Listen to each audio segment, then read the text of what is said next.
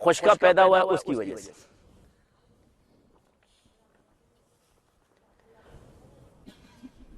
ایک دور میں معتزلہ کا جو فتنہ تھا نا بہت پھیل گیا تھا، اور اتنا پھیلا کہ مامون رشید نے کوڑے لگائے کس کو؟ امام احمد بن حنبل رحمۃ اللہ علیہ۔ موجودہ دور میں اس خلق قرآن کا عقیدہ جس میں پایا جاتا ہے، اور معتزلہ کے دو عقیدے مشہور ہیں، ایک قرآن کو خلق قرآن اور دوسرا منافق۔ کسی کو منافق کہنے کے بھی قائل تھے، اور اہل سنت والجماعت منافق کہنے کے قائل نہیں ہے، یا مسلمان ہوگا یا کافر ہوگا۔ تشبیہ دے سکتے ہو مگر فتویٰ نہیں دے سکتے اس پر۔ یہ لوگ فتویٰ بھی دے دیں گے کہ جی یہ منافق ہے۔ یہ دو مین باتیں ان کی ہے معتزلہ کی۔ اب آپ یہ کہ یہ کہاں پایا جاتا ہے؟ اگر آپ اس قرآن کی بے ادبی کرتے ہو تو آپ اس کو خلق سمجھتے ہو۔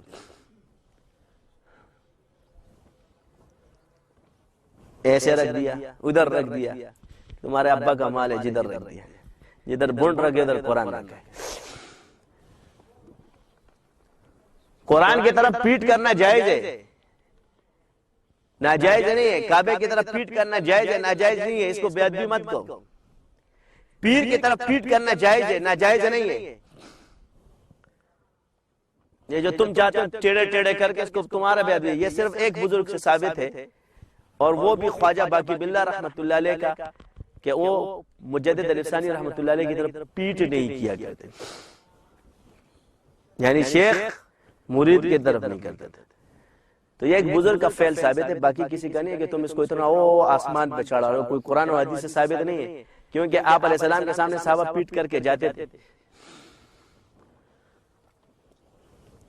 تو اس کا جواب یہ دیتا ہوں کہ ان کا کیا ہوتا ہے، لیکن جن کے نور ہوتے ہیں تو پیچھے سے بھی اللہ تعالیٰ ان کو ہر جگہ اللہ ہی نظر آتا ہے۔ وَلِلَّهِ الْمَشْرِقِ وَالْمَغْرِبِ، والمشرق، وَلِلَّهِ والمشرق، دوبارہ اب یہ گیا لگ گیا، فَأَيْنَمَا تُوَلُّوا فَثَمَّ وَجْهُ اللَّهِ۔ اب اللہ کیا ہے؟ مشرق میں بھی ہے نہ مغرب میں۔ تو یہ چیزیں ادب کے یا شریعت کے خلاف نہیں ہے۔ ادب میں زیادہ غلو کرنا یہ گمراہی کو پیدا کرتا ہے، اور زیادہ انکار کرنا اعتدال کے راستے کو پکڑو، جو درمیانہ راستہ ہے نا اس کو پکڑو، اور ہم درمیانے راستے کو پکڑے، کسی کی مخالفت نہیں کرتا۔ میں نے ایک سوال کیا ہے، آپ نے جو سوال کیا آپ پر سوال کر دے تو جواب دو نا۔ قرآن کی تفسیریں پڑھاتے ہیں، قرآن کا ترجمہ پڑھاتے ہیں، اللہ فرماتے ہیں الف لام میم ذالک الکتاب لا ریب فیہ، لیکن ایک شاگرد اس میں بھی سوال کر بیٹھتا ہے۔ یہاں تو سوال ہی منع ہے۔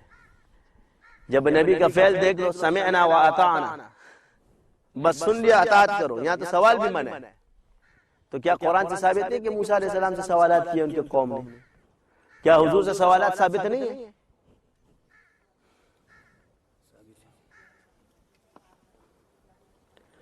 تو ہم تم کس کھیت کی مولی؟ جب تم سے سوال کیا جاتا ہے تو ناراض ہو جاتا ہے، پھر ڈائریکٹ کیا بولتے ہیں؟ یار علماء کرام کی گستاخی ہو رہی ہے۔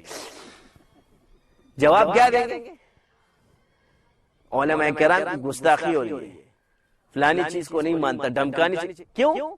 اب پروپیگنڈا بنانے کا سوچا تھا۔ میں تمہارے سارے پروپیگنڈے جانتا ہوں، شیطان کہاں تک سوچتا ہے نا، اللہ نے مجھے دکھایا ہے۔ یہ سارے پرانے ہیلے، یہ میں تمہیں ایک دلیل سے ثابت کرتا ہوں۔ سب سے پہلا پروپیگنڈا جو شروع کیا تھا وہ منافقین نے۔ حضور تو صحیح ہے مگر صحابہ صحیح نہیں۔ یہ پہلا پروپیگنڈا آج موجود ہے کہ نہیں ہے؟ یہ بزرگ تو ٹھیک ہے مگر اس کے ساتھی صحیح نہیں ہے۔ پہلا پروپیگنڈا یہ تھا نا، یعنی دنیا میں جو پروپیگنڈا منافقین نے، اور اس میں جو خوشامد سب سے پہلے خوشامدی پیدا ہوئے تھے وہ منافق تھے، اور وہ منافق کیا خوشامد کیا کرتے تھے؟ تو آپ یہ ہو، آپ یہ ہو، ہم اب جو نا فلانے ہو، صحابہ کو یہی کہتے تھے، اور دل میں کیا ہوتا تھا؟ نفرت ہوتی۔ اس لیے اقرار باللسان تصدیق بالقلب۔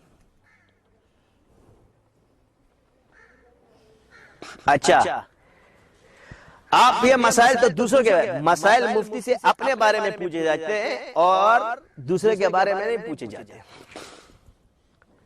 اور اگر وہ مفتی کے پاس دوسرے کا مسئلہ چلا گیا اور اس نے صاحب معاملہ کو نہیں بولا اور چھپا دیا تو یہ بات بلا تحقیق ہوگی. کیا ہوگی؟ ایک آدمی کسی کی بھی صحبت میں 100 سال بیٹھے، یہ اس بات کی دلیل نہیں ہے کہ یہ جو بات تم تک پہنچائے گا وہ صحیح ہوگی.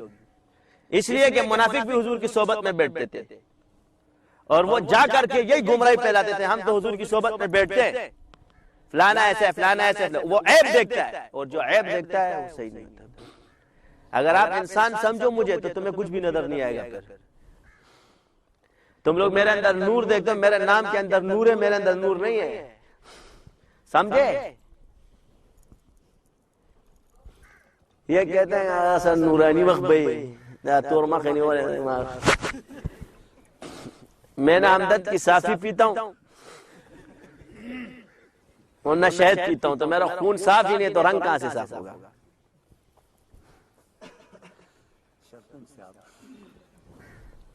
تو یہ سمجھتے ہیں کہ بس اماں کی پڑکی کی داڑھی اور بغٹ گزر گئی. اتنی دلیلیں سنتے تمہاری کھوپڑی میں نہیں آتی. ہم تو ایک بات جانتے ہیں، جو اللہ کا محبوب بن جائے، اس لیے میں کسی کی پرواہ نہیں کرتا. لا طاعۃ المخلوق فی المعصیۃ الخالق. یہ میرا عقیدہ. چھوڑو جاؤ اپنا کام کرے گا. میں نے اللہ کے لیے کرنا ہے، لوگوں کے لیے. اگر لوگوں کے ڈر سے میں کام چھوڑوں میں تو ریاکار ہو گیا. پھر تو میں لوگوں کے لیے کر رہا ہوں.